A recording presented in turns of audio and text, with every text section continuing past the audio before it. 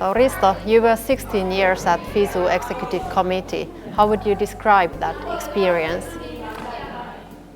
Fantastic memories, first of all. Of course, I came to FISU in 1975, and then 1979 I was elected to be the Control Commission member, and then 87 as the Executive Committee member. And that was the period of a fantastic development too. In the 70s it was still a minor event, and in the end of the day it's one of the biggest events in the world when we are talking about Universiade. So, of course, I'm proud of what happened those years, but I still see lots of development to be made. So right now you're the president of Finnish Olympic Committee. How would you describe the differences between university sports and Olympic sports? Maybe I should say what I think about university sports, because I think that's the definition we have to understand. I think it's important that university sports is not a copy. There's a philosophy of its own, and I think it's about inventions and innovations, and that comes also from the sports history.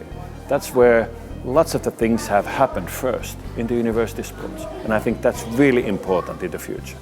We have to be able to proact when the world is changing around us.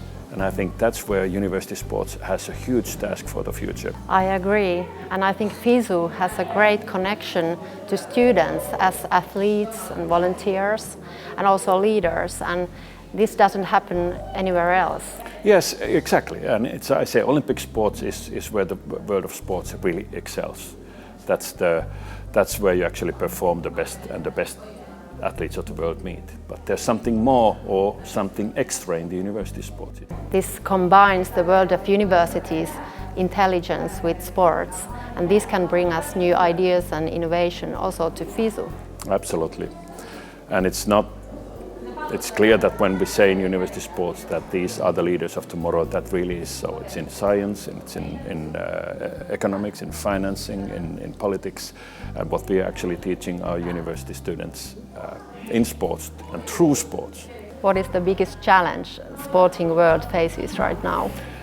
From my experience, from my background, of course, it's the integrity of sports. That's what I think. It's something.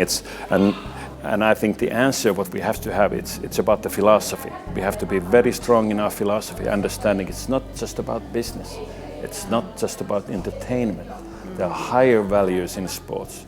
And we have the threat that if we lose our integrity, it will be a tool for not just business in the worst case, some gray area of businesses that actually try to take control over sports.